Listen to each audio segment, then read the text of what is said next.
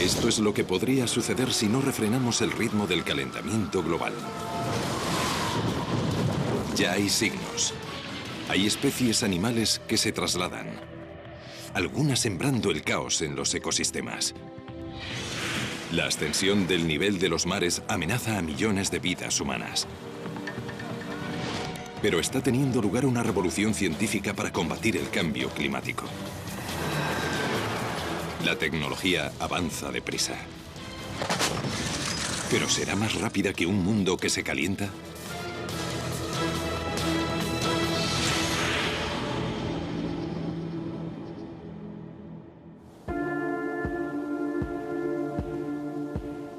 El clima de la Tierra siempre ha cambiado, pero raramente tan aprisa.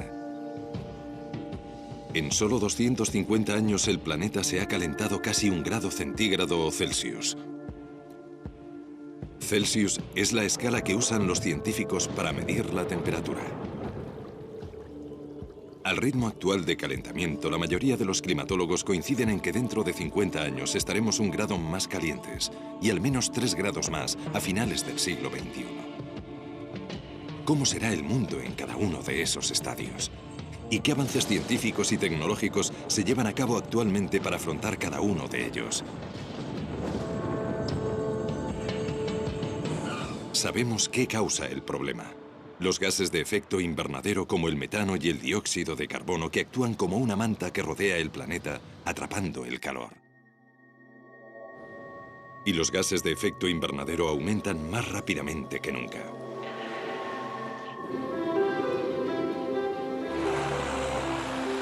Lo demuestran proyectos como este, desarrollado a tan solo 1000 kilómetros del Polo Sur.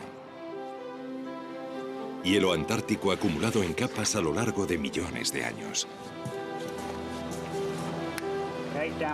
Los expertos climáticos británicos leen el pasado taladrando y examinando muestras de hielo o núcleos.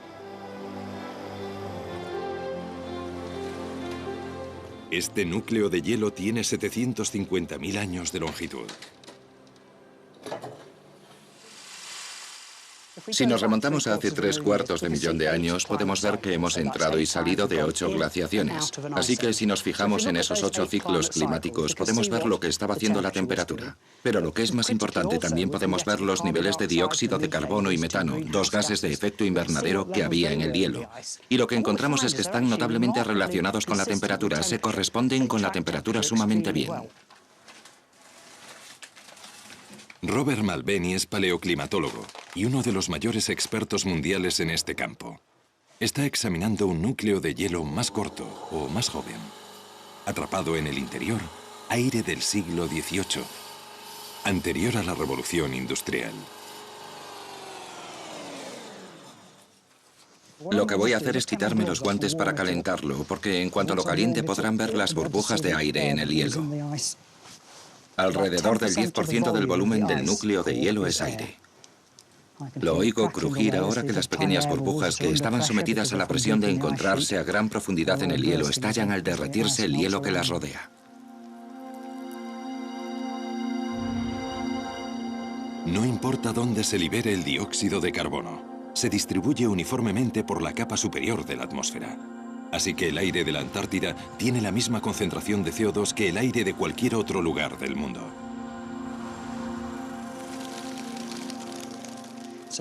Así que este es aire preindustrial y lo que esperamos ver es qué nivel de dióxido de carbono había en el aire antes de que el hombre empezara a usar grandes cantidades de combustibles fósiles y a verter dióxido de carbono en la atmósfera. Aguarden a que se estabilice el instrumento. Así que tenemos 288 partes por millón. El nivel de dióxido de carbono de hoy es de 386 partes por millón. Es decir, que ha habido un incremento de 100 partes por millón en menos de 250 años. Puede que 100 partes por millón no parezca un gran salto, pero estamos 100 partes por millón más altos de lo que hemos estado en los últimos 3/4 de millón de años, y aumenta implacablemente 2 partes por millón cada año. A no ser que podamos disminuir la cantidad de dióxido de carbono que vertemos en la atmósfera, ese nivel continuará subiendo y habrá consecuencias en el clima. La preocupación por el cambio climático condujo a las Naciones Unidas a constituir el IPCC, siglas inglesas del Grupo Intergubernamental de Expertos sobre el Cambio Climático, un equipo que representa los hallazgos de más de 4.000 climatólogos. Lo lidera el doctor Rajendra Pachauri. La ciencia relacionada con el cambio climático ha alcanzado tal nivel de sofisticación y fiabilidad que no deja resquicio alguno de dudas sobre que el ser humano está influyendo en el clima de la Tierra. Ya con casi 1 grado más, estamos viendo pequeñas pero significativas consecuencias en el mundo natural. Como no solo asciende la temperatura del aire, sino también la de los océanos, muchas especies marinas cambian de hábitat, trasladándose del Ecuador hacia los polos.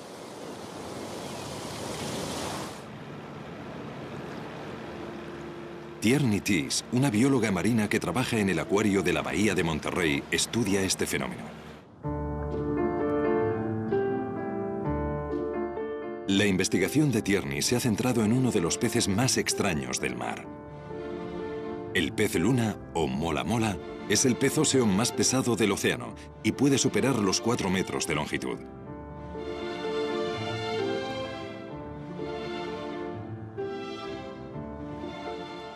Da la impresión de que no está terminado. Hay gente que cree que le han arrancado la cola. ¿Cómo vas a diseñar un pez de alta mar sin cola? Los peces luna eran una rareza en las aguas frías de lugares como el norte de California, el sur de Inglaterra e incluso Alaska, pero ahora se ven con más frecuencia. Para averiguar cuánto se ha ampliado su hábitat, Tierney ha marcado peces luna a fin de registrar sus movimientos.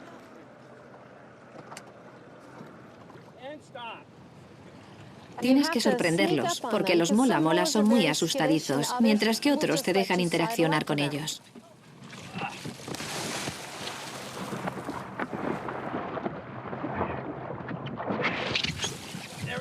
El secreto es colocarles la etiqueta en una zona del mola mola en la que sabemos que no se la arrancará, y es justo bajo la aleta dorsal. Una vez adosada, la etiqueta se queda puesta 9 meses. En resumidas cuentas, registra el diario de viaje del animal y luego en el momento previsto se suelta del animal, flota hasta la superficie y envía todos sus datos al satélite. Ese satélite los reenvía a nuestros ordenadores y ahí podemos analizar todos esos datos.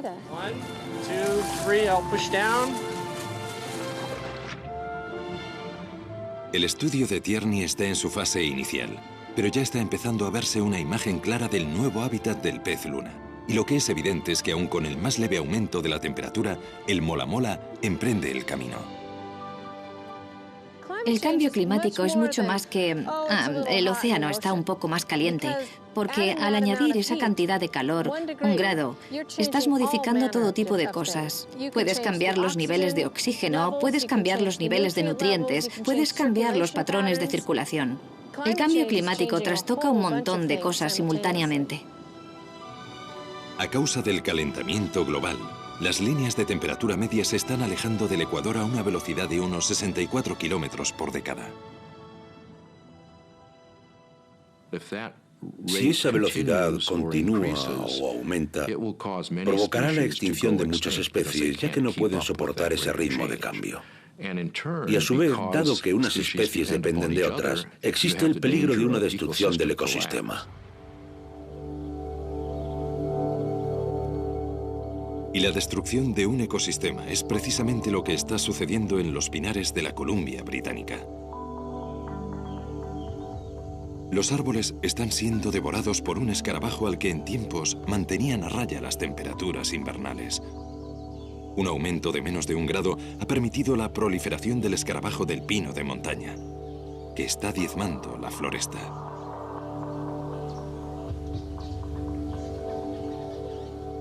Bill Wilson dirige una investigación sobre el escarabajo de pino de montaña para el Servicio Forestal Canadiense. Emocionalmente es sobrecogedor. Cuando ves los pinos rojos no es signo del otoño o el invierno, es un signo de muerte. Esos árboles han sido asesinados por el escarabajo del pino de montaña. Este escarabajo es el responsable de la mayor plaga de insectos de la historia norteamericana. En los últimos 10 años, el escarabajo del pino de montaña ha destruido unos 13,5 millones de hectáreas de bosque, una superficie del tamaño de Grecia.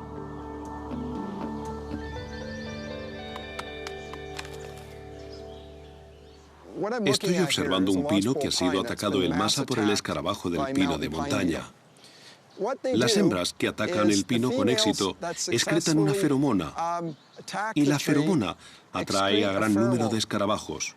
Muy rápidamente, los árboles se ven invadidos.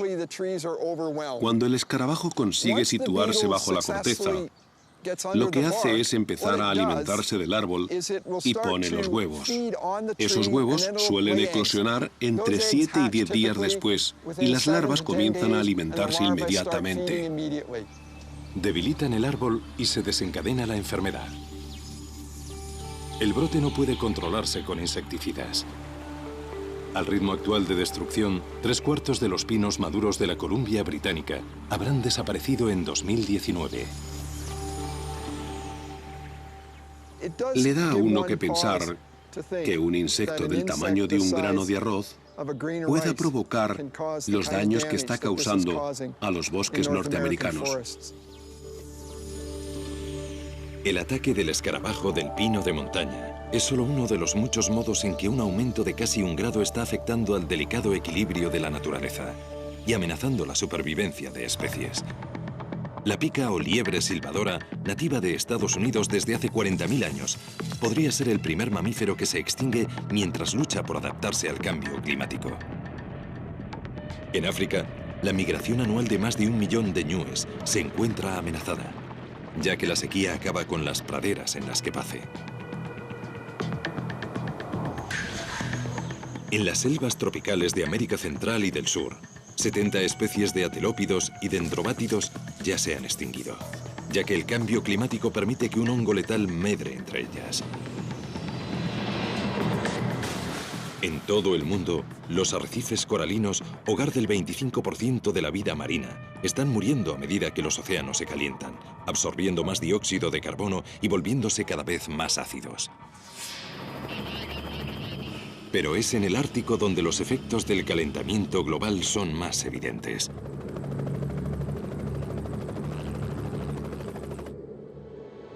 Este es el Paso del Noroeste, una gélida superficie de mar helado frente a la costa del norte de Alaska.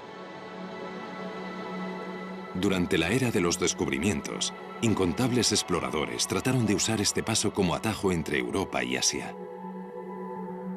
Fracasaron. El hielo era demasiado sólido. Pero en 2007 acaeció algo extraordinario. El océano Ártico se resquebrajó y se derritió a un paso sin precedentes. Había un 23% menos de hielo que en cualquier año del que hubiera registros. El mar helado se retira cada verano, pero en 2007 desapareció tanto que por primera vez en la historia, grandes navíos pudieron navegar por el Paso del Noroeste. Si continuase este ritmo de disminución, ya no habría mar helado estival en el Ártico para 2020. Si perdemos todo el mar helado y no se recompone, lo cual es posible, al final del verano habrá desaparecido y quizá el agua haya absorbido tanta energía solar que el mar helado no vuelva a formarse. Entonces, vas a tener importantes cambios de carácter permanente en el clima del hemisferio norte.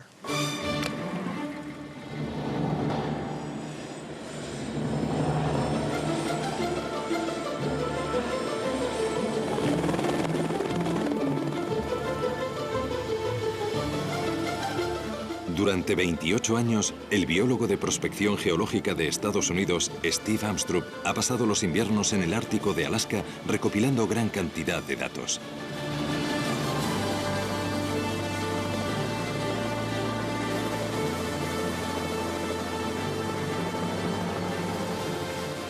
Está estudiando uno de los animales más magníficos del planeta.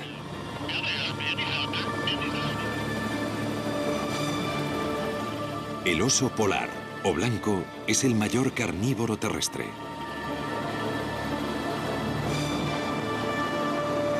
Está soberbiamente adaptado para vivir en este inmisericorde desierto desde hace 300.000 años. No puede adaptarse al cambio climático.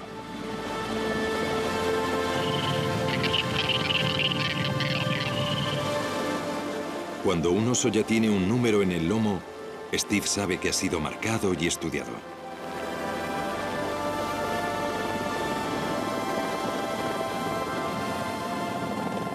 Usando un dardo tranquilizante, seda al oso sin marcar. Una hembra.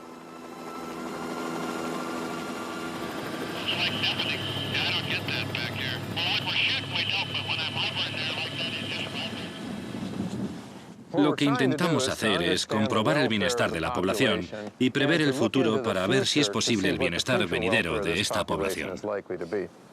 Steve y su equipo disponen de 1 hora para hacer una serie de pruebas para evaluar el tamaño, el peso y la salud de la hembra antes de que se pase el efecto del sedante. Bueno, esto es solo para conseguir diversas medidas y esta es la circunferencia total. O sea que parece que son 120,3. La investigación ha revelado que muchos osos polares se están quedando desnutridos.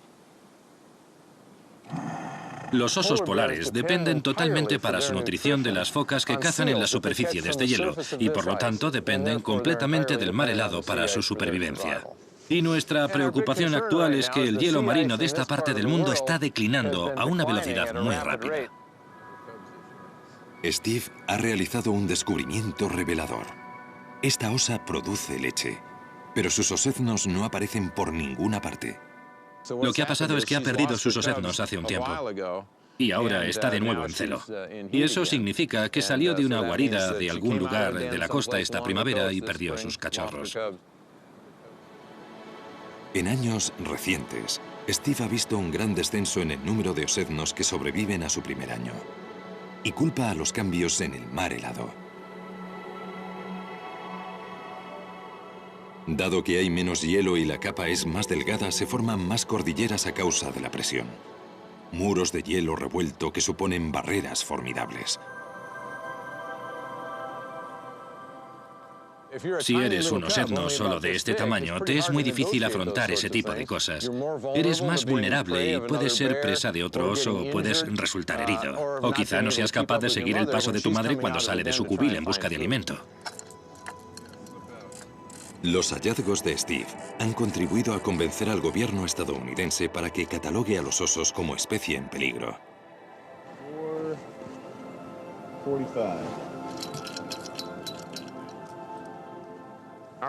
Nuestras previsiones apuntan a que los osos polares podrían desaparecer de la región donde nos encontramos en los próximos 50 años. Llevo 28 años subiendo aquí y siempre he podido contar con hallar osos polares. Si viviera para ver el día en que no pudiera venir y encontrar osos polares, me resultaría muy difícil de digerir.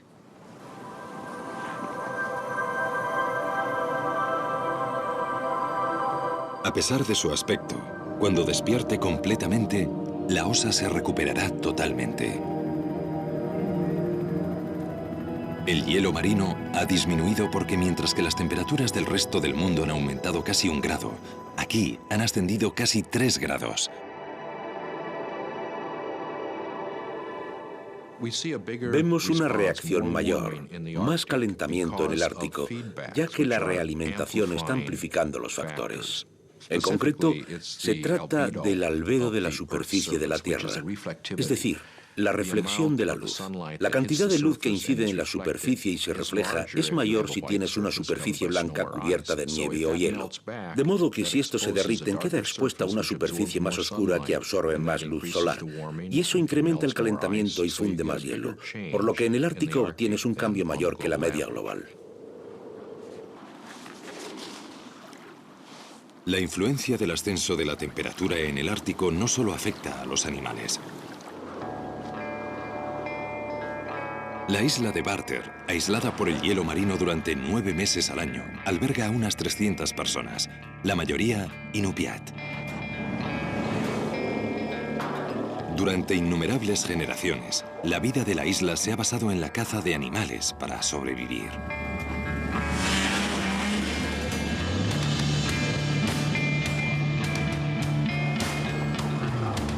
Robert Thompson es un cazador inupiat de la isla. Hoy se dirige a lo que en tiempos fuera un rico cazadero.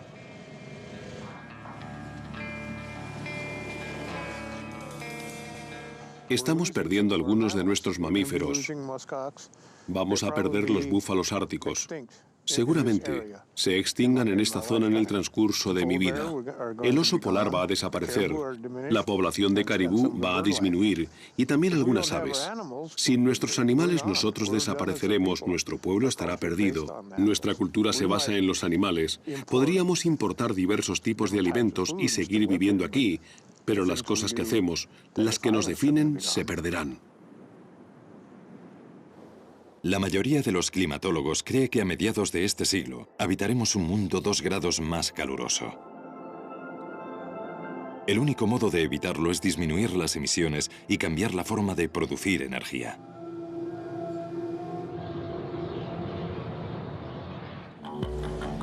Más de un cuarto de los gases de efecto invernadero que producimos provienen de la combustión de combustibles fósiles para generar electricidad. El carbón, el petróleo y el gas natural surten casi todos los aspectos de nuestra vida y mostramos pocos signos de reducir su consumo. Llegaremos a un calentamiento global de al menos 2 grados centígrados si continuamos, aunque solo sea durante unos pocos años más, al ritmo de crecimiento actual, ya que las economías en expansión del mundo en vías de desarrollo crecen muy velozmente y sus emisiones de CO2 aumentan muy rápido. El mayor crecimiento se ha producido en China. Hace poco que ha superado a Estados Unidos como mayor emisor de gases de efecto invernadero. China construye 2 grandes centrales eléctricas alimentadas con carbón cada mes. El carbón alimenta buena parte del desarrollo económico mundial y produce la asombrosa cifra del 41% de la electricidad de todo el mundo.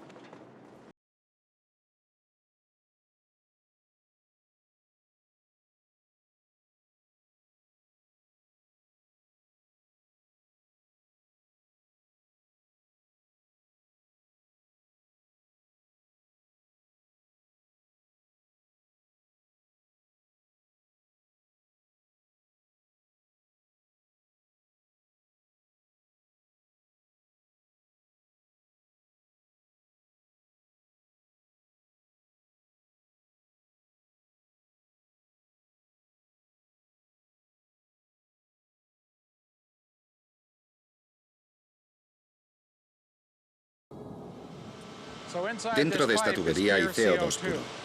Antes del año 2000, en lugar de pasarlo por esta tubería, lo expulsábamos al aire por ese conducto de ahí. Floyd Robb trabaja en la central eléctrica. A toda bebida carbonatada se le inyecta CO2. Y esta botella ha estado expuesta al sol, así que está caliente. Y cuando la agitas aumenta la presión. Cuando libero esa presión, el CO2 se vaporiza. El proceso que usamos aquí en la planta de gasificación es similar, solo que nosotros usamos metanol helado. El metanol es un compuesto químico que a alrededor de 70 grados centígrados bajo cero es muy eficaz en la absorción.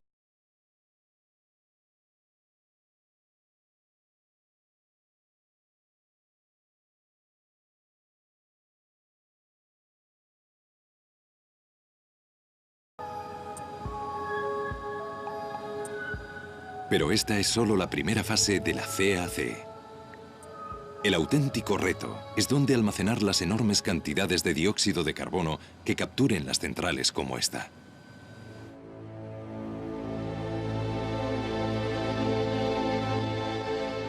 La solución podría hallarse aquí, en los magníficos cañones de arenisca del apropiadamente llamado Carbon County, Condado del Carbono, en Utah.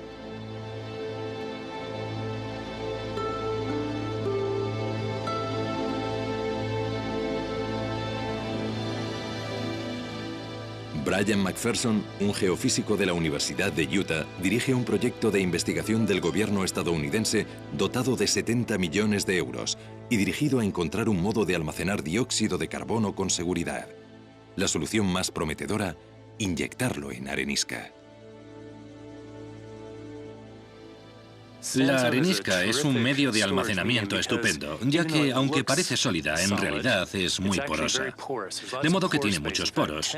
De hecho, entre el 10 y el 15% de la roca son poros que normalmente contienen agua o salmuera. Y estamos viendo si podemos inyectar CO2 para reemplazar el agua o la salmuera. El equipo de Brian planea inyectar 1 millón de toneladas de CO2, la producción anual de una pequeña central eléctrica en formaciones rocosas a varios kilómetros de profundidad. En este cañón, esas capas se ven claramente. La formación Navajo es una enorme capa de arenisca. Aquí detrás de mí lo pueden ver como un acantilado cortado a pico. Bajo la formación Navajo está la formación Canter, una capa oscura, y debajo está la formación Wingate. La formación Wingate es nuestro objetivo como almacén de nuestro lugar de pruebas. Tiene alta porosidad, alta permeabilidad, mientras que la capa de arriba tiene baja porosidad y baja permeabilidad. Y la idea es que la formación Canter evite que el CO2 suba a la superficie. Si los sellos naturales aguantan, las posibilidades de capacidad de almacenamiento de las formaciones geológicas como esta de arenisca son enormes. En el estado de Utah, donde nos encontramos, tenemos capacidad para 50 años de almacenamiento en formaciones geológicas, y es un cálculo pesimista.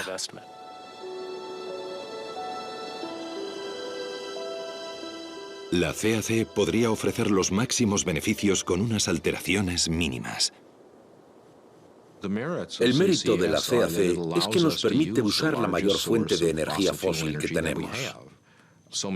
Hay tantos países que ya están usando carbón que debemos hallar un modo de usar el carbón evitando las emisiones dañinas. Así que tenemos que intentarlo, y quizá eso nos dé tiempo para desarrollar energías más limpias a largo plazo. Pero hay otro obstáculo. Al coste actual, la CAC podría añadir hasta un 60% a la factura de la electricidad. Y los estudios del gobierno no finalizarán hasta dentro de 10 años. Solo después de 2020 se considerará la adopción a gran escala de la CAC, y para entonces ya podría ser muy tarde. Si no detenemos el incremento de las emisiones globales para 2015, la mayoría de los expertos coinciden en que el calentamiento del planeta en 2 grados es inevitable. Y eso podría desestabilizar aún más nuestro clima.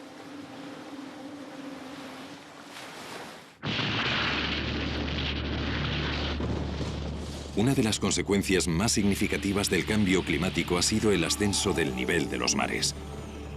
Han subido más de 20 centímetros desde mediados del siglo XIX. En un mundo 2 grados más caluroso, subirían por encima de los 20 centímetros más. El agua, como muchas otras sustancias, se expande cuando se calienta. Y el hecho de que la capa superficial de los océanos esté más caliente significa que es más grande que antes, y lo único que puede hacer el agua es subir, de modo que por esa razón sube el nivel del mar.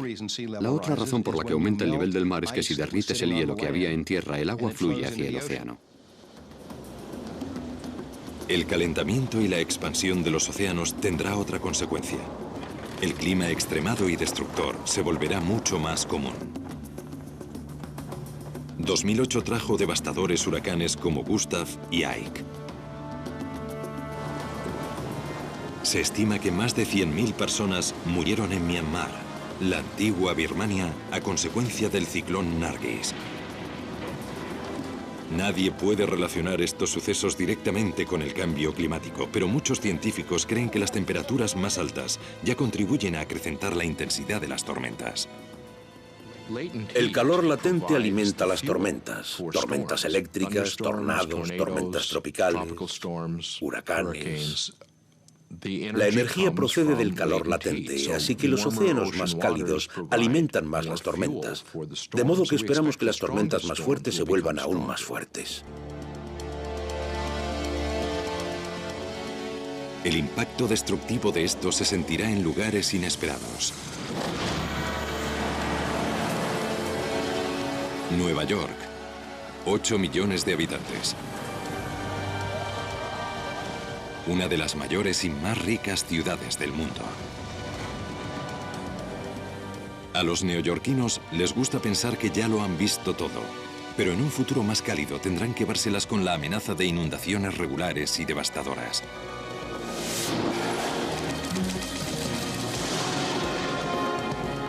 No es que Nueva York sea inmediatamente vulnerable al aumento del nivel del mar. Los mares tendrían que subir más de 6 metros para sumergir Manhattan. Pero en un mundo 2 grados más caluroso, es mucho más posible que Nueva York padezca inundaciones debido a las marejadas ciclónicas. Por eso es una ciudad vulnerable a los huracanes.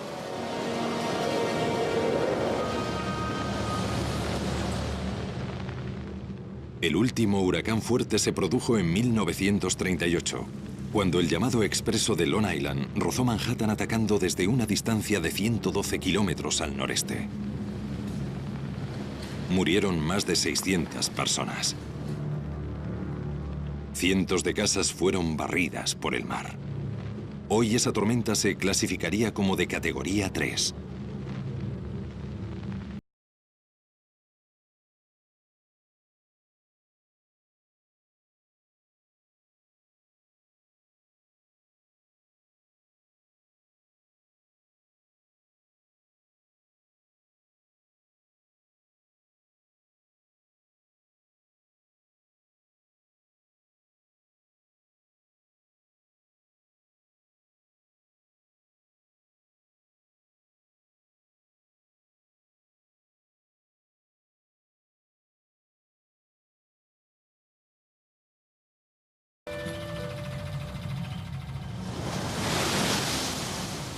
La marejada ciclónica es como un tsunami promovido por los fuertes vientos y las sumamente bajas presiones del ojo del huracán. Suele ser el elemento más destructor del ataque de un huracán.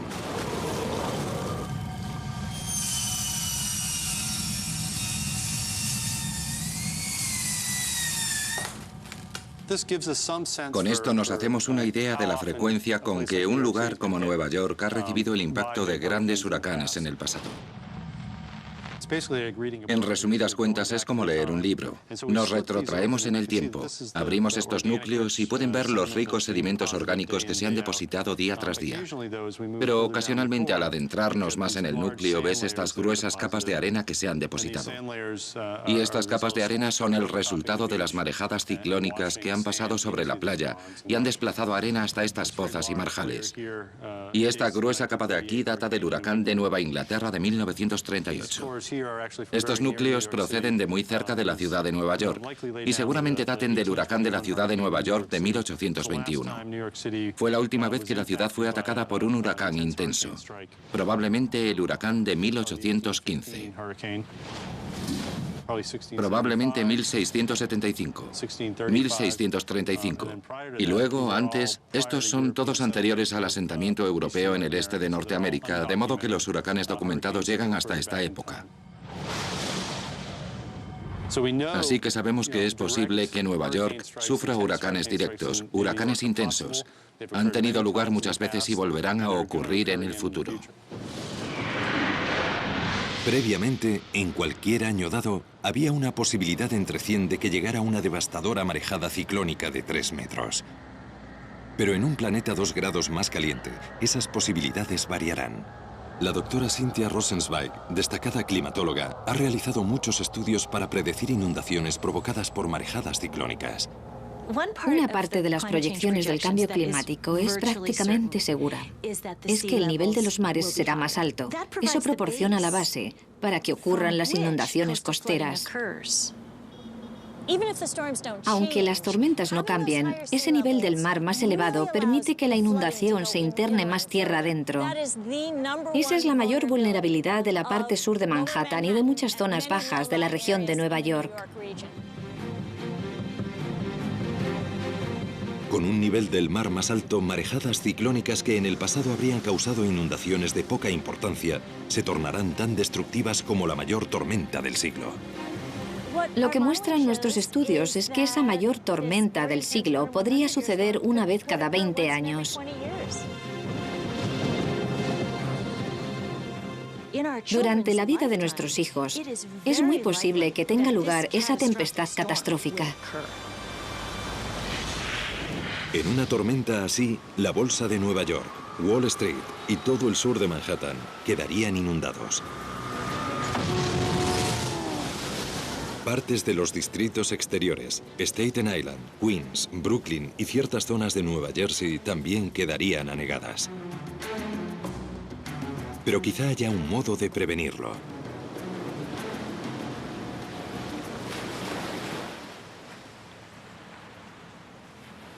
Douglas Hill es un ingeniero que ha estado pensando en cómo proteger Nueva York. Él y sus colegas del grupo de investigación sobre las marejadas ciclónicas, Stony Brook, tienen un plan. Todas estas aguas del interior de la ciudad podrían protegerse si se colocasen 3 barreras contra marejadas ciclónicas en los brazos de agua que rodean Nueva York. Uno aquí en el estrecho donde se encuentra el puente Verrazzano, otro en la parte norte del East River, donde se encuentra con el estrecho de Long Island, y otro al otro lado de Staten Island. Y los 3 encerrarían esta zona y la protegerían de una inundación debida a una marejada ciclónica procedente del océano del estrecho de Long Island. En todo el mundo ya se han construido barreras similares. En Londres, la barrera del Támesis, que cubre una anchura inferior a la del estrecho de Verrazzano, lleva operativa desde 1982. A juzgar por lo que costó construir la barrera del Támesis, cada una de estas costaría entre 1,3 y 1,5 millones de euros y las 3 ascenderían a 4 millones de euros. Los planos para este tipo de protección apenas si están en el tablero de dibujo. Aunque se construyeran, las barreras tan solo protegerían la mitad del área metropolitana de Nueva York. Pero la ciudad está empezando a ver cómo prepararse para el cambio climático. En otras regiones de Estados Unidos y en zonas de todo el mundo, las soluciones pueden no ser tan sencillas. Luisiana, Texas, Carolina del Norte. Vastas extensiones de humedales costeros que quedarían sumergidos si se cumplen las previsiones de ascenso del nivel del mar. Miami se vería gravemente amenazada. Extensas partes de los Everglades de Florida y su ecosistema único podrían perderse para siempre. Algunos países ya viven con los efectos del aumento del nivel del mar. La isla de Tuvalu en el Pacífico Sur ya experimenta inundaciones regulares. Un pequeño ascenso del nivel del mar bastaría para borrar esta nación del mapa. La antigua ciudad egipcia de Alejandría corre peligro, ya que los acantilados que se desmoronan ofrecen poca resistencia al ascendiente mediterráneo. El agua marina ya se está introduciendo en el fértil delta del Nilo, arruinando las cosechas de trigo y dátiles de las que depende la gente. Bangladesh sufre regularmente graves inundaciones y la erosión fluvial, y se prevé que quedará devastado por el cambio climático en menos de 40 años. Es posible que 35 millones de habitantes de Bangladesh se conviertan en refugiados climáticos. La hambruna, la enfermedad y la inestabilidad política se adueñarían del país. La gente más pobre del mundo es la que más va a sufrir. Va a afrontar muchos peligros, como las inundaciones costeras, las marejadas ciclónicas y los ciclones, todos los cuales tendrían efectos muy dañinos. Aunque el mundo en vías de desarrollo será el más gravemente afectado, el cambio climático tendrá influencia sobre todos nosotros. Es un mito que la gente de los países industrializados tiene tanta tecnología y tanto dinero que se adaptará. Somos vulnerables. Piensen en el huracán Katrina, en el que el país más rico y más capacitado tecnológicamente, a consecuencia de la llegada del huracán Katrina a Nueva Orleans, sufrió un colapso completo de la sociedad civil que no fuimos capaces de restaurar en semanas, sino en meses. Aunque diésemos con el modo de erigir barreras contra toda el agua en ascensión, hay un cambio climático que ninguna barrera podría resistir: la sequía y el incesante avance de los desiertos.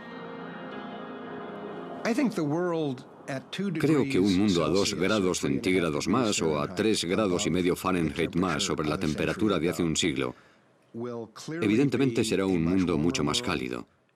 Un mundo más húmedo en muchas partes, pero más seco en otras.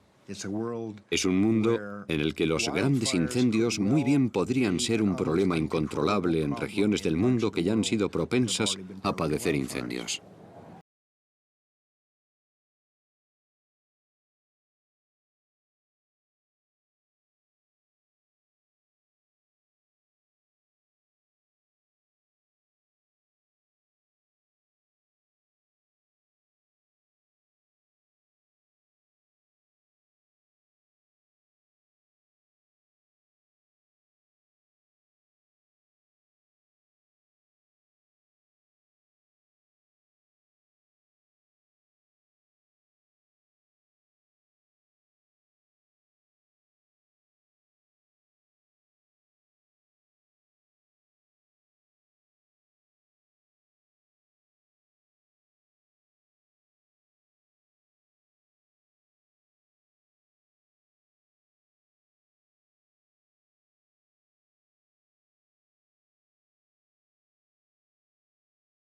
Anthony Westerling, del campus de Merced de la Universidad de California, ha observado los cambios.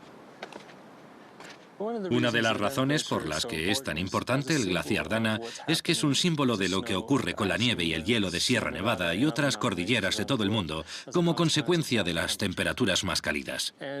Y como el glaciar conserva el agua y el hielo de año en año, una buena parte de nuestra reserva de agua se almacena como hielo o como nieve en las montañas cada año y se funde a finales de la primavera y comienzos del verano. Confiamos en ese abastecimiento para nuestras granjas y ciudades. El calentamiento global ya ha traído primaveras más tempranas a Sierra Nevada, y eso supone menos tiempo de nevadas invernales y menos acumulación de nieve, es decir, menos agua para California. Aun con un ascenso de la temperatura de casi 1 grado, los glaciares están menguando en todo el mundo. A medida que se caliente la Tierra, el deshielo acelerado de los glaciares supondrá una grave amenaza para grandes poblaciones. Los mayores temores se centran en el Himalaya, que abastece los grandes ríos del subcontinente indio, el Indo y el Ganges. Habría una reducción muy acentuada del flujo de agua en todos los ríos que surgen de esas grandes reservas de hielo de la cordillera del Himalaya. Si eso ocurre, afectará a 500 millones de personas que viven en el subcontinente y a 250 millones de personas en China. Con un aumento de la temperatura de 2 grados, la escasez del agua no solo afectará a las reservas de agua potable, sino también a la agricultura. Los secarrales podrían reemplazar a las tierras de labor en todo el mundo. Y la sequía tiene otra devastadora consecuencia: el fuego. Las últimas investigaciones revelan que a medida que se caliente el globo, las temporadas de incendios van a empeorar mucho. Los incendios de California del verano de 2008 fueron los más graves desde que existe constancia. This is our nightmare. I'm just scared. My kids and my grandkids, I'm just scared. It's just unbelievable what it's like when you see all those flames coming right at you. Hubo cerca de 10.000 incendios que abrasaron más de 5.000 kilómetros cuadrados. Se perdieron 1.500 casas. Algunos fuegos aún ardían a finales de noviembre.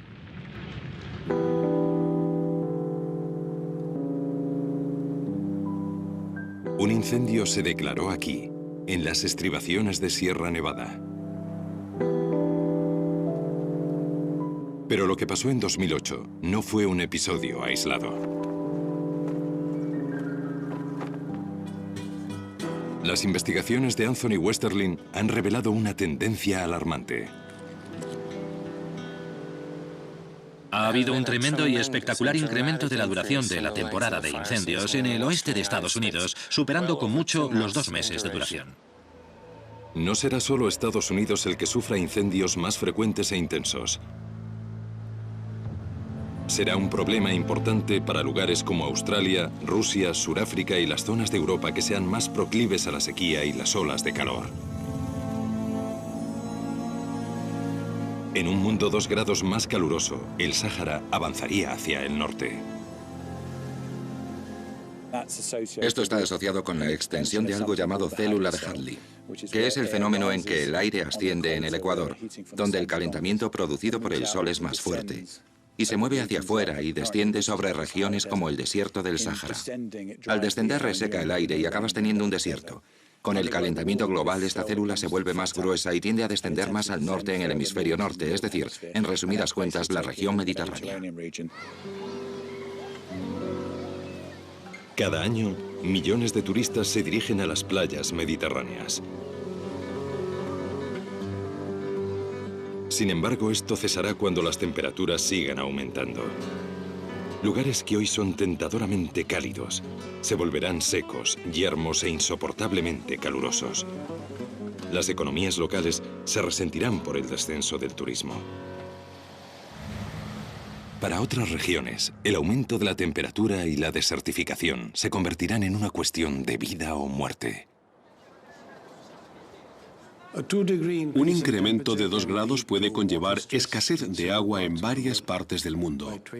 Para 2020, solo en África, habrá entre 75 y 250 millones de personas afectadas por la falta de agua a resultas del cambio climático.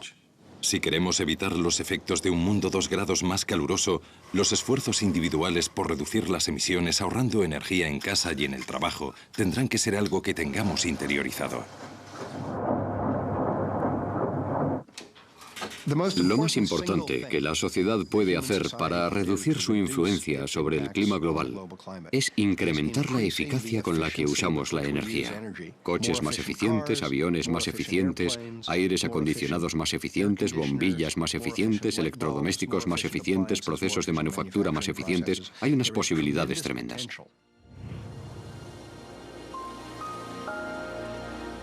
En los Emiratos Árabes Unidos se ha empezado a trabajar en un proyecto para llevar la eficacia energética al próximo nivel. La ecociudad de Masdar. Estará completada para 2016 y será una visión del futuro. 50.000 personas vivirán y trabajarán aquí. La ciudad funcionará gracias a tecnologías limpias, de modo que no emitirá CO2. No habrá coches en Masdar. Sus residentes se desplazarán en módulos sin conductor. Quizá parezca ciencia ficción, pero todas las tecnologías previstas ya se han desarrollado. Masdar las aunará y nos dará una primera visión de cómo podríamos vivir en el futuro. Nuestra tecnología limpia futurista ya se está usando en Shanghái, China. Este tren no tiene motor, es decir que en principio no emite gases de efecto invernadero.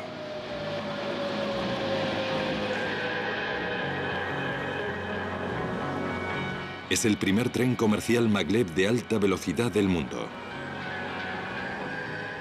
Se desplaza a 431 kilómetros por hora. Así que el viaje de 30 kilómetros del aeropuerto de Shanghái a la ciudad dura menos de 8 minutos. Maglev es el acrónimo inglés de levitación magnética. Este tren flota literalmente en el aire.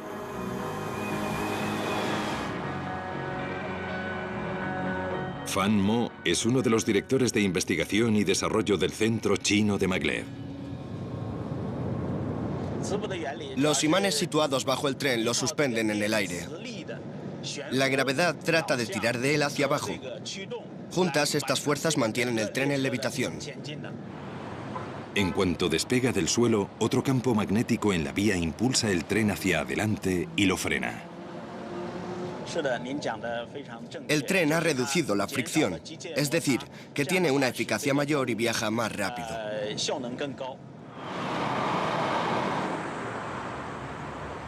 La levitación magnética no es una tecnología barata por el coste de tender el raíl que sirve de guía.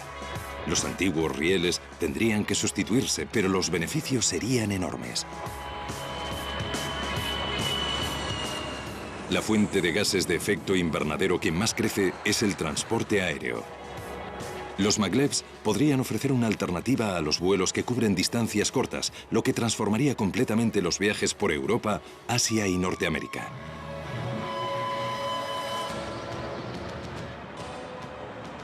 Pero eso no sucederá inmediatamente.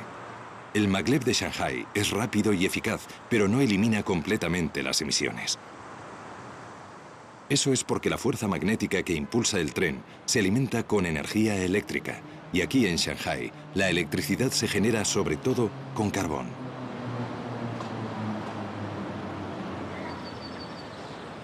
O sea que para que esta brillante tecnología tenga un auténtico impacto, debemos o bien perfeccionar la captura y almacenamiento de carbono, o bien dar con un modo alternativo de producir electricidad. Un país ya lo ha conseguido, dominando la naturaleza. El 99,9% de la energía de Islandia se produce sin emitir gases de efecto invernadero.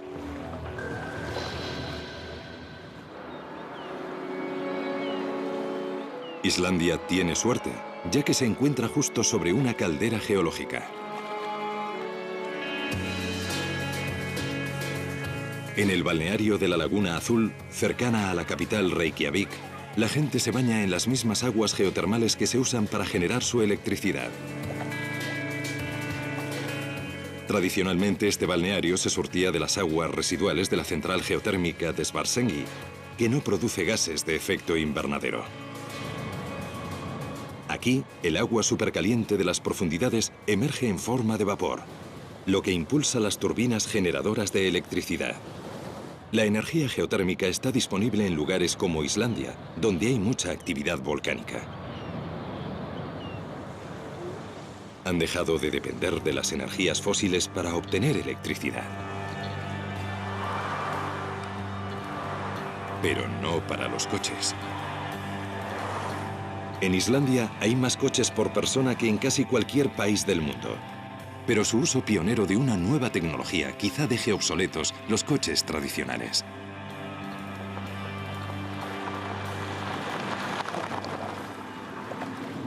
Este coche se parece a cualquier otro. Tiene el aspecto del típico coche de gasolina o de cualquier otro coche. Pero se trata de un vehículo de hidrógeno, que tiene una pila de combustible. La pionera de la tecnología de pilas de combustible ha sido la compañía de Jon Björn Skulason, que trabaja con 13 prototipos de coches de hidrógeno. Bajo el capó, una pila de combustible divide el hidrógeno en protones y electrones, sus componentes subatómicos básicos. Los electrones viajan a través de un circuito y se transforman en energía eléctrica, impulsando el motor. En Islandia creen que las pilas de combustible son un gran adelanto con respecto a las baterías convencionales que alimentan los coches eléctricos existentes. La ventaja de nuestro coche de hidrógeno es que un automóvil de hidrógeno puede repostar en 3 o 4 minutos, y el coche de hidrógeno tendrá una autonomía similar a la de un vehículo de gasolina. De modo que la diferencia es que los coches de baterías suelen tardar entre 5 y 8 horas en cargarse y solo tienen la mitad de autonomía que un coche de hidrógeno. Reykjavik cuenta con su propia estación de servicio de hidrógeno. Aquí el hidrógeno es fabricado por una máquina llamada electrolizador. La materia prima es el agua. La unidad está conectada al agua y la electricidad. El electrolizador divide el agua en hidrógeno y oxígeno. El oxígeno se evapora en la atmósfera y luego purificamos el hidrógeno. El hidrógeno va a un compresor ya que tiene un volumen mucho mayor, de modo que para tener suficiente energía en un vehículo hay que comprimir el hidrógeno. Una vez comprimido, el hidrógeno puede bombearse directamente en el coche, y la única emisión es el líquido que llegó al electrolizador al principio del proceso. Solo agua pura. Excelente. El hidrógeno como combustible es un logro emocionante, y más porque no hay que cavar ni taladrar para obtenerlo. No obstante, hay considerables trabas que vencer. Actualmente el hidrógeno precisa una gran cantidad de electricidad para producirlo. De modo que no hay beneficios netos, a no ser que, como aquí en Islandia, la energía usada para fabricarlo no produzca emisiones. Islandia planea ser una nación completamente libre de combustibles fósiles para 2050.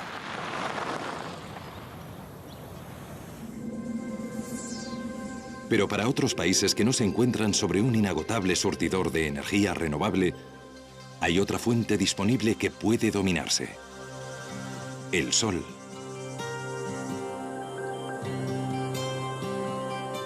Ahora, en el sur de España, en la provincia de Granada, se ha producido un gran avance en la energía ecológica. Una central solar que funciona aunque el sol no brille.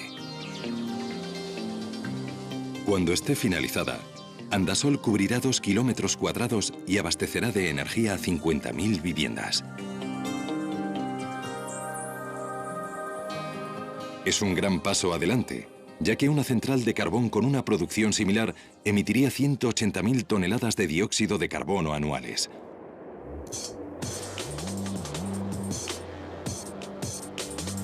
Los 210.000 espejos de la central son curvos para concentrarse en estos tubos. El aceite del interior se calentará lo suficiente como para impulsar unas turbinas de vapor, generando así electricidad. El ingrediente secreto de Andasol se encuentra en estos tanques. Sal fundida. La sal conduce y almacena el calor sumamente bien. El exceso de calor generado durante el día es absorbido por la sal. Por la noche, este calor almacenado produce vapor para seguir moviendo las turbinas. En el futuro, este tipo de tecnología podría generalizarse. Se podrían instalar grandes centrales solares en regiones secas y soleadas del norte de África, Texas y los estados desérticos. Vastas zonas actualmente inútiles para la agricultura podrían resultar ideales para la generación de energía. España no es el único país que avanza a pasos agigantados en las tecnologías energéticas limpias. El Reino Unido está dominando el viento, construyendo el mayor parque eólico del mundo.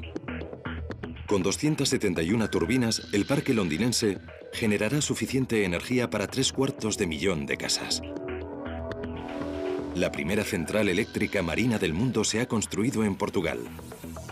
La Polamis usa sus movimientos serpenteantes de sus secciones articuladas para generar una electricidad que bastará para 15.000 viviendas. En Zuru, cerca de Malay, en la India, los excrementos humanos se usan para alimentar el alumbrado público de la ciudad. Otras ciudades indias lo están considerando. En China, la presa de las Tres Gargantas es la mayor central hidroeléctrica del mundo. Está diseñada para producir tanto como 22 grandes centrales alimentadas con carbón.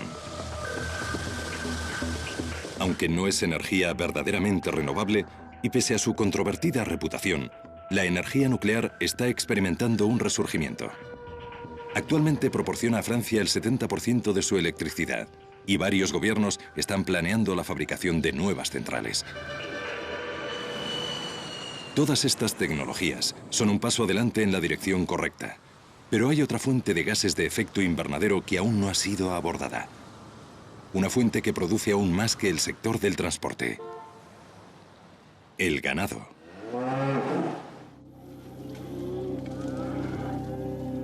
La industria ganadera de todo el mundo es la responsable de una asombrosa proporción de las emisiones de gases de efecto invernadero, el 18%. Es más de lo que suman los aviones, los barcos y los coches. Eso es porque la carne y los productos lácteos necesitan más y más tierras despejadas para pastos.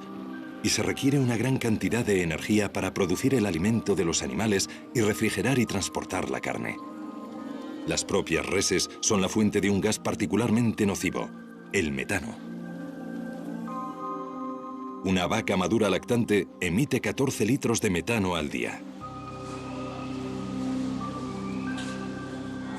Como gas de efecto invernadero, el metano tiene más de 10 veces el efecto de atrapar energía que el dióxido de carbono, o sea que es crucial reducir su emisión. En una cámara estanca especial, Christopher Reynolds de la Universidad Británica de Reading estudia las emisiones animales con detalle científico.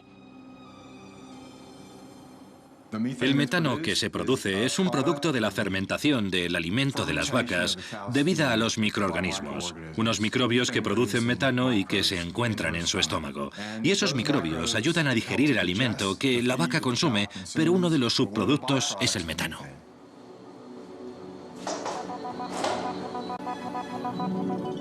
Contrariamente a la creencia popular, solo el 5% del metano procede del ano de la vaca. El otro 95% sale por su boca y su nariz. Detener esta fuente de gas de efecto invernadero supondría un gran logro. Uno de los santos griales de la gente que trabaja en este campo es tratar de dar con un así llamado antibiótico ecológico, un compuesto bioactivo procedente de una planta que tenga una acción antimicrobiana. En otras palabras, que acabe específicamente con los bichos que producen metano. Un tratamiento inhibidor del metano solo es una solución parcial. Una forma mucho mejor de reducir el metano sería que todo el mundo dejase de consumir carne. Y como eso es difícil que ocurra, se están desarrollando otros modos de reducir las emisiones del ganado.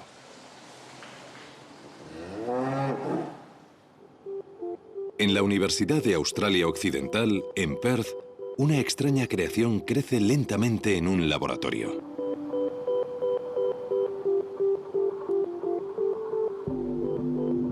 Oron Katz trabaja en el Departamento de Ciencias Biológicas. Está fabricando la primera carne artificial del mundo.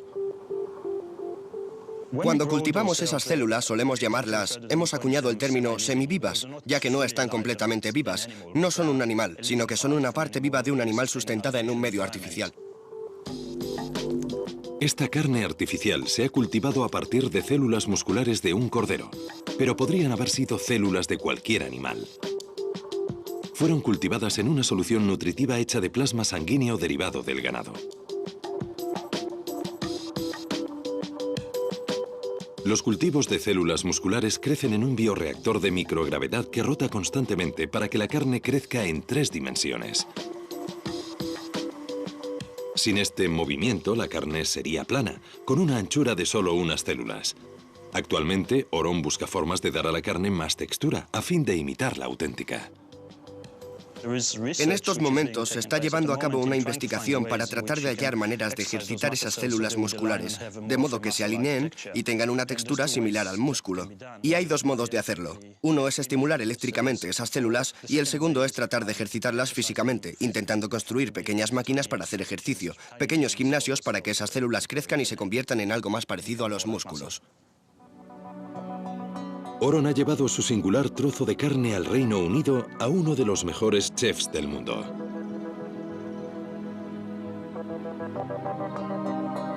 Heston Blumenthal, poseedor de 3 estrellas Michelin, es célebre por fusionar ciencia y gastronomía. Esta carne es tan innovadora que en Gran Bretaña no se reconoce como alimento y legalmente no puede comerse. It's got a smell of raw liver to it.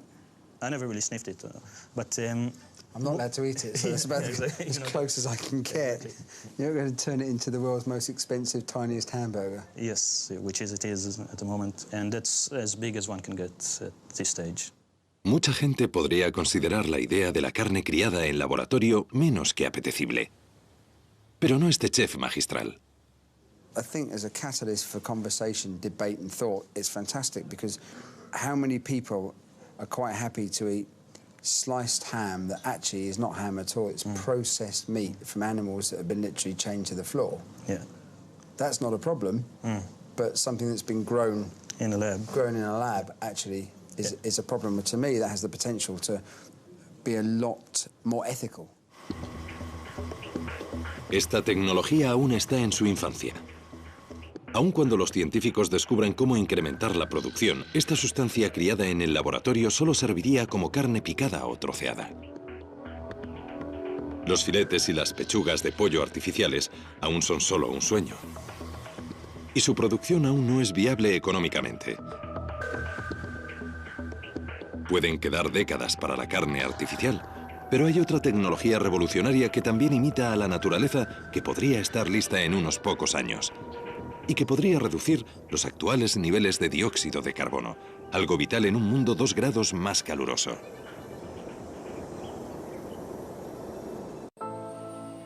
Es una idea inspirada por los bosques del mundo. Los árboles absorben dióxido de carbono a través de la fotosíntesis. Desempeñan un papel fundamental en el control del clima del planeta. De modo que, ¿la reforestación a gran escala no compensaría el calentamiento global? Podría ser, pero hay un problema. Nos estamos quedando sin tierra. Se están talando o quemando bosques para convertirlos en terrenos agrícolas a un ritmo de 356 kilómetros cuadrados diarios. Pero la ciencia puede haber dado con una alternativa.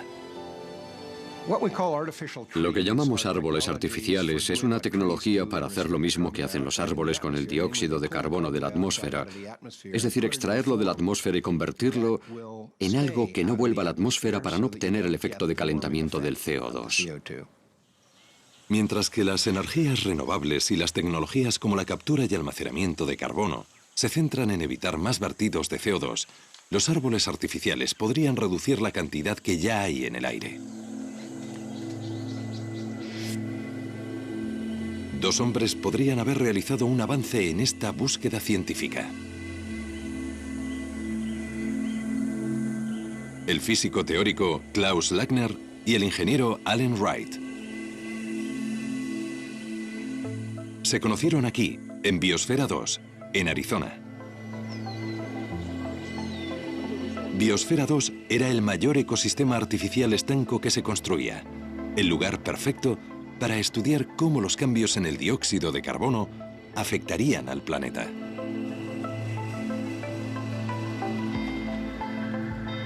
Cuando Allen y Klaus comenzaron a trabajar en cómo fabricar un árbol sintético viable, sabían que sería un paso gigantesco en la lucha contra el aumento del nivel de CO2 y el calentamiento global. El primer dispositivo que construyeron usaba hidróxido sódico, un componente químico conocido por su capacidad para absorber dióxido de carbono. Pero inmediatamente se toparon con problemas. La solución de hidróxido sódico es un material terrible para trabajar. Es muy corrosivo y cáustico. Como posible candidato tecnológico, sencillamente no funcionó. Así que volvieron al trabajo y fabricaron esto. El avance del segundo aparato era que abandonamos las soluciones de hidróxido sódico líquido como medio para captar el dióxido de carbono. En lugar de eso, hallamos un plástico que era capaz de absorber el dióxido de carbono directamente estando seco. Recogía el dióxido de carbono tan deprisa como el hidróxido sódico.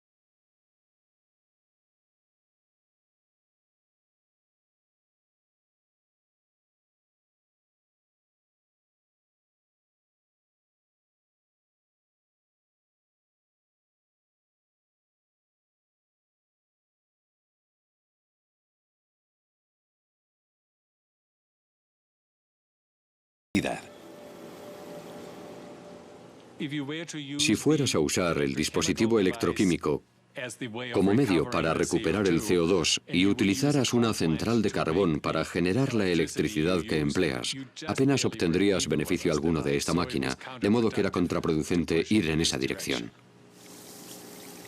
Frustrados, Klaus y Allen decidieron enfocarlo de otro modo para ver si podían simplificar el proceso. Regresaron al concepto básico, no usando más que una campana estanca conectada a un monitor de dióxido de carbono. En su interior, hebras del plástico especial. Lo que ven en esta campana es una pequeña chimenea por la que insuflamos el aire y sobre ella este material plástico, de modo que esto es lo que hay sobre esta pequeña torre.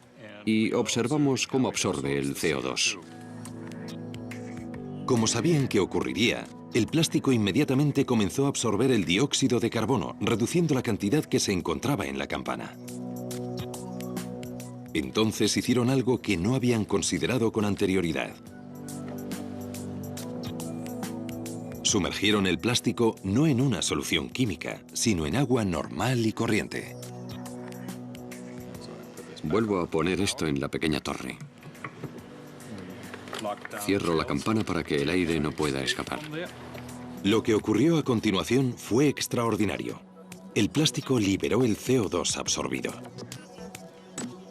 Los niveles de dióxido de carbono en el interior de la campana vuelta a sellar empezaron a aumentar desde 388 partes por millón, el nivel del aire de hoy, hasta 540, 730 y finalmente 1100 partes por millón. Nos dimos cuenta de que este material, este plástico que ven aquí, absorbe el CO2 cuando está seco y vuelve a liberarlo cuando se moja. O sea, que en realidad no se necesita más que agua. No hay que lavarlo con carbonato sódico, simplemente puedes exponerlo al agua. Es uno de esos momentos de descubrimiento en los que, en cuanto comprendes lo que está ocurriendo y te das cuenta de las implicaciones de ese descubrimiento, es un momento sobrecogedor. Tras procurar que la lluvia no libere el CO2, Allen y Klaus están construyendo un árbol artificial de tamaño natural. Cuando esté acabado, tendrá un tambor central conteniendo paneles del plástico especial y un sistema de control de la humedad.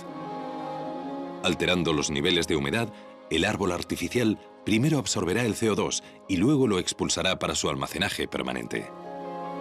El proceso no requiere compuestos químicos, solo una pequeña cantidad de energía y un suministro de agua. La visión del futuro para este tipo de árboles artificiales es que podrán capturar el dióxido de carbono que nada más puede capturar. Esa es su ventaja, esa es su fuerza. Un solo árbol absorberá cerca de 1 tonelada de dióxido de carbono diaria, lo que emiten 75 coches.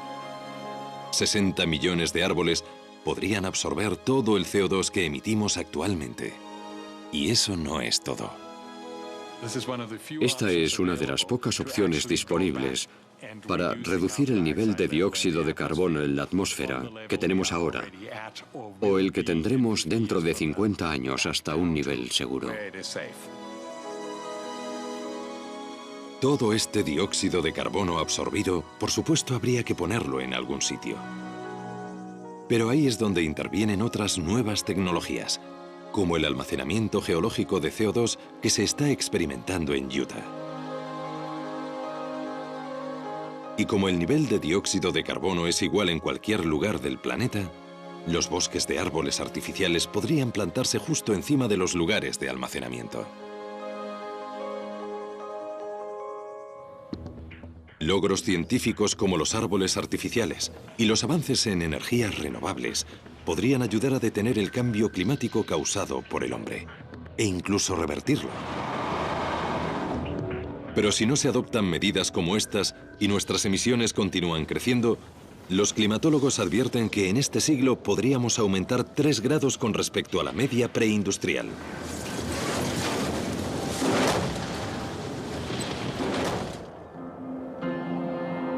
Con este nivel de calentamiento, el planeta podría pasar por una serie de momentos clave. Cambios tan significativos que el clima podría llegar a descontrolarse.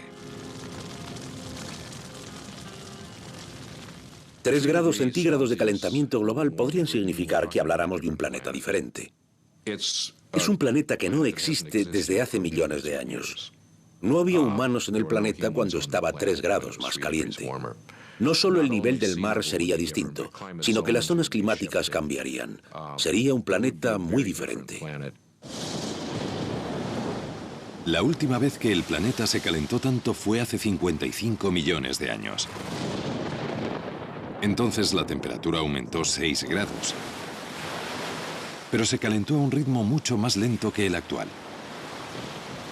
Los efectos fueron catastróficos y entre ellos se contaron extinciones masivas en los océanos.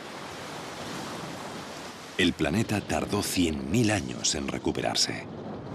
Una subida de 3 grados es una perspectiva de pesadilla para todos. El profesor Peter Cox pertenece al Centro Hadley del Reino Unido, uno de los grupos de predicción del clima más punteros del mundo. Aquí, bajo tierra, hay baterías de superordenadores que predicen el clima, tanto del presente como del futuro. Al superar los 3 grados, forzamos más de lo habitual el sistema climático, pero no hay indicaciones del registro climático pasado. Y por lo que sabemos sobre el sistema climático puede variar muy repentinamente. Un sistema climático que cambiase repentinamente, haciéndose 3 grados más caluroso, llevaría lluvias a regiones cercanas al Ecuador, como la selva amazónica. Al calentar el sistema obtienes un patrón de temperaturas oceánicas en los trópicos que en resumidas cuentas atrae la lluvia de la Amazonia. Amplía la estación seca y lo que parece ocurrir en la Amazonia es que cuando la estación seca dura más de 4 meses, el fuego se enseñorea de ella, de modo que el bosque tropical húmedo se transforma en sabana. Cuando el fuego se adueña de una jungla, crea unas condiciones que hacen inevitables los incendios recurrentes. Se produce un efecto cascada. En la selva amazónica se acumula el equivalente a al menos 10 años de emisiones de CO2, buena parte del cual volvería a liberarse en el aire. Los vaticinadores del clima han identificado una vasta franja de la Amazonia oriental que es propensa a sufrir descomunales incendios. No cabe duda de que la pérdida de selva tropical a esta escala tendría una gran influencia sobre el clima del planeta, aparte incluso de la enorme cantidad de CO2 que se liberaría. La pérdida de la Amazonia obviamente sería una catástrofe absoluta para la gente que vive en ella y acabaría con uno de los ecosistemas más diversos de la Tierra, pero también tendría unas consecuencias no solo regionales sino globales. Y eso es porque el Amazonas es parte del motor que impulsa la circulación atmosférica por los trópicos.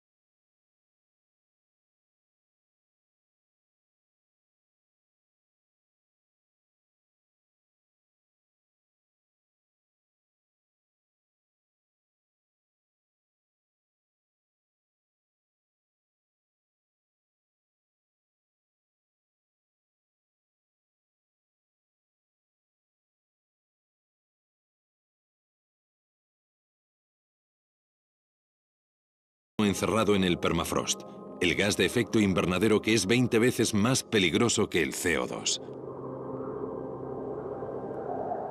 Pueden imaginarse, en el peor de los casos, el efecto de realimentación que se produce al liberar gases de efecto invernadero por la quema de combustibles fósiles, sobre todo. Calentamos el sistema, fundimos el permafrost y este otro carbono sale y se suma al problema, de modo que tenemos una especie de bomba de relojería de gases de efecto invernadero. El volumen de gases de efecto invernadero que podría liberarse del permafrost, lo más seguro es que hiciese aumentar la temperatura aún más de 3 grados centígrados. Y en Groenlandia y el Antártico hay otra bomba de relojería: las capas de hielo. A diferencia del hielo marino ártico, las capas de hielo se forman principalmente en tierra. Solo la vasta capa de hielo de Groenlandia contiene 2.850 billones de toneladas de agua. De momento, esa agua está en forma de hielo, con un espesor de 3 kilómetros en algunos lugares. Pero aun con los actuales niveles de calentamiento, las capas de hielo están empezando a tornarse inestables y a moverse.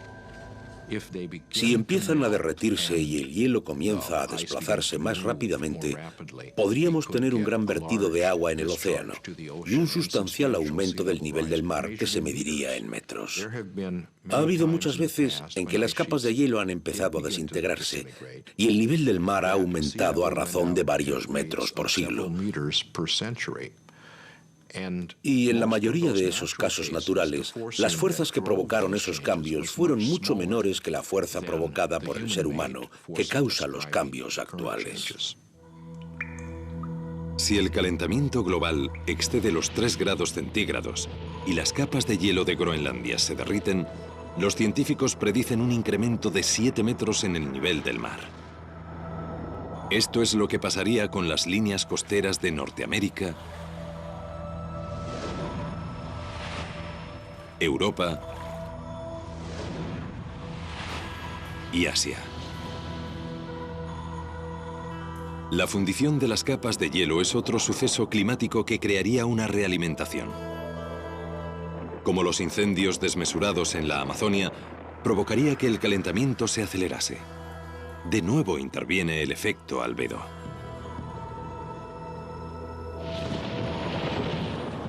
Si la superficie reflectante de la luz del hielo desaparece, todo ese calor es absorbido y el clima de la Tierra se vuelve aún más caluroso. ¿Podrían usarse nuestras ciudades para revertirlo? ¿Y si pintáramos nuestro mundo de blanco para sustituir el efecto enfriador del hielo de Groenlandia?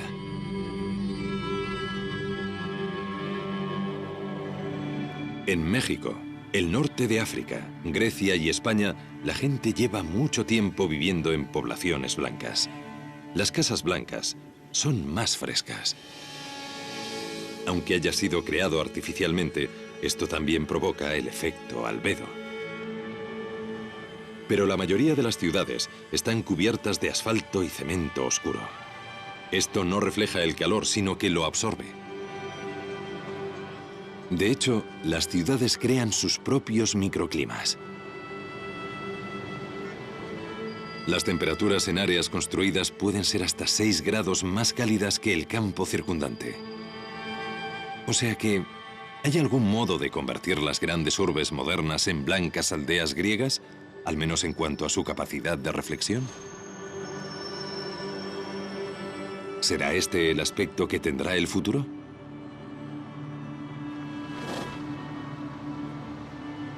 No solo las ciudades, sino la ropa, los vehículos, incluso las plantas. Podríamos modificar genéticamente los cultivos y la hierba para que fuesen más claros, diseñados para reflejar la luz del sol. Incluso estas sencillas medidas podrían producir quizá medio vatio de enfriamiento por metro cuadrado, que es como un tercio del calentamiento que ha producido el dióxido de carbono. Así que si bien no nos resuelve el problema totalmente, al menos nos concede más tiempo. Si nos amenaza el futuro extremado que nos traerán los momentos clave del cambio, nuestra única esperanza podría ser adoptar medidas de enfriamiento de emergencia, como un mundo blanco. Medidas que podrían acabar transformando el planeta no por un calentamiento provocado por el hombre, sino por un diseño humano. Aquí es donde interviene la geoingeniería. La gente cada vez está más interesada en la posibilidad de modificar la Tierra para compensar el efecto de calentamiento que estamos ejerciendo sobre el clima. Debemos contemplar estas opciones, ya que muy bien podría ser que no consiguiéramos hacer lo suficiente con las técnicas más convencionales y tuviéramos que recurrir a medidas más extremas. Una de esas medidas extremas consiste en lanzar azufre al aire. Eso supone nada más y nada menos que declarar la guerra a la atmósfera del planeta. Es una idea inspirada por la naturaleza. Cuando los volcanes tienen erupciones importantes, escupen millones de toneladas de partículas de azufre, creando una pantalla solar atmosférica. Estos sucesos han reducido la temperatura global hasta en más de medio grado centígrado. Sucedió cuando el monte Pinatubo entró en erupción en Filipinas en 1991. Si encontráramos un modo de imitar esto creando un escudo de azufre que envolviese la Tierra, podríamos enfriar el planeta.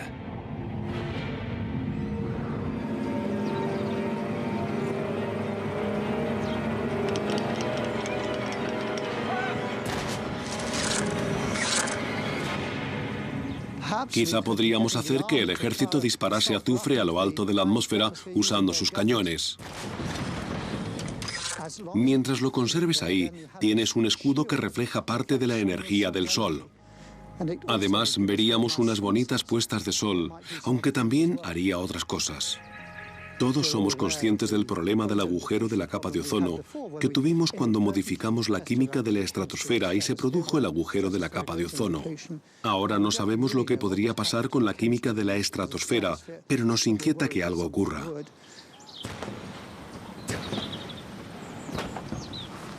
Se están considerando otras medidas extremas.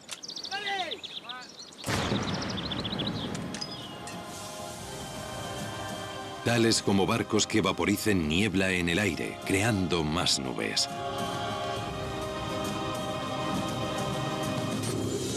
La verdad es que la idea más ambiciosa suena a ciencia ficción. Millones de espejos puestos en órbita reflejarían la luz del Sol, alejándola de la Tierra. Pero si colocas un espejo ahí, necesitas un espejo de unos 2000 kilómetros de diámetro. O quizá la idea que se maneja últimamente, que es poner muchos espejos más pequeños con ordenadores a bordo para tenerlos apuntando en la dirección correcta. Es una idea absolutamente tremenda de contemplar. Resultaría enormemente caro. Pero no hay por qué llegar a eso. Existen o se están desarrollando soluciones y tecnología para detener e incluso revertir el calentamiento global. Los momentos clave del cambio y las medidas estrambóticas con un coste desmesurado no tienen por qué alcanzarse. La idea es una emergencia. Hemos llegado a un punto en el que necesitamos acciones drásticas rápidamente si queremos evitar desastres a corto plazo. Pero especialmente en los tiempos de nuestros hijos y nietos. Ya podemos ver un esbozo de la solución. Ya podemos ver el esbozo de lo que hay que hacer tecnológicamente, de lo que debemos hacer económicamente y de lo que debemos hacer políticamente. Tengo todas las razones para creer que hay una chispa de cordura, de sabiduría, de prudencia en las personalidades humanas, a resultas de lo cual yo creo que seremos capaces de resolver este problema colectivamente.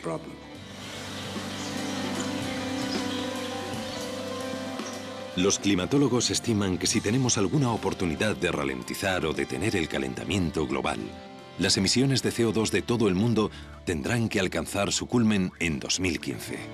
Así que parece que el momento de actuar es ahora, ya. Tenemos la capacidad y los conocimientos, así que seguramente sea responsabilidad nuestra proteger nuestro planeta para las generaciones futuras.